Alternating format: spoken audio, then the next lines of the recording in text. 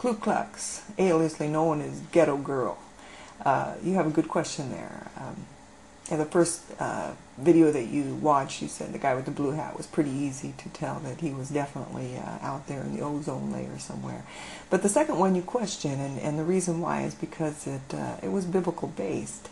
And what you have is a very good question, and I think this is where a lot of the confusion comes with a lot of people, because when we look at churches, we think of safety, we think that it's a good place to go, and that is a very common thought and thread within our Western society today.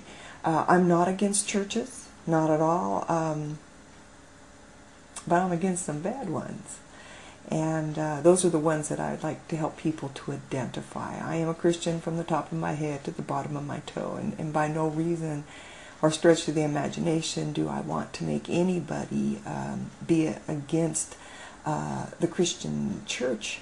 But I do want you to look at the behaviors of some that claim to be Christian that may be operating under a different spirit. And those are the ones that I would like to help anyone to identify.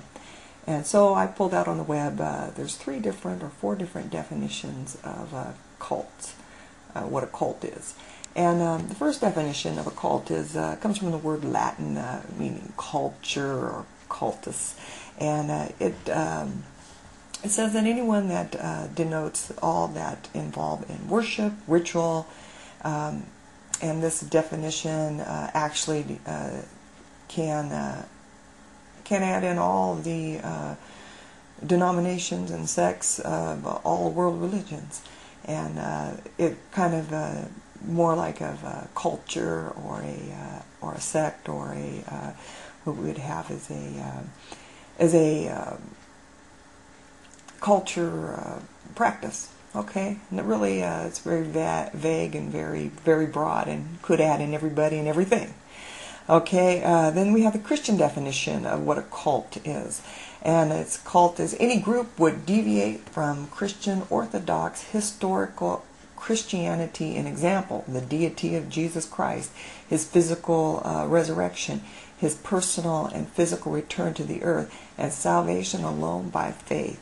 This definition only covers the groups which are cults in the Christian religion. It does not cover cults without the world religions such as Islam or Hinduism or any others.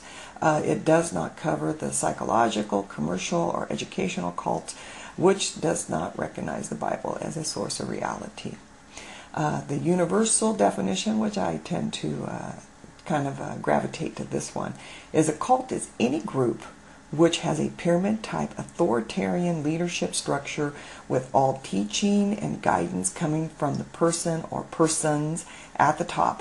The group will claim to be the only way to God, paradise, ultimate reality, full potential, way to happiness, and will use thought reform or mind control techniques to gain control and keep their members.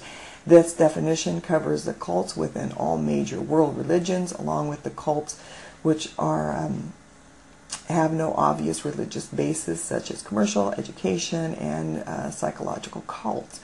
Others may define these little differently, but this is simply the way in the work that in the dimension that they operate in. Another Orthodox biblical-based cult, and I like this one too. And this is the one that you had a question about. So a group is called a cult because of their behavior, not their doctrine. Some cults teach the basis of Christianity faith, but have behavior patterns that are abusive and controlling and cultic. This occurs in charismatic or charismatic churches. These group teachings central doctrine of a Christian faith, and they add an extra authoritarianism of leadership and some particular writings. They center around the interpretation of the leader and submission and unquestionable acceptance of these essential to be a member in good standing. This acceptance includes that we consider non-essential doctrine, and the key is that they will be using mind control or undue influence on their members. So this is something to check out.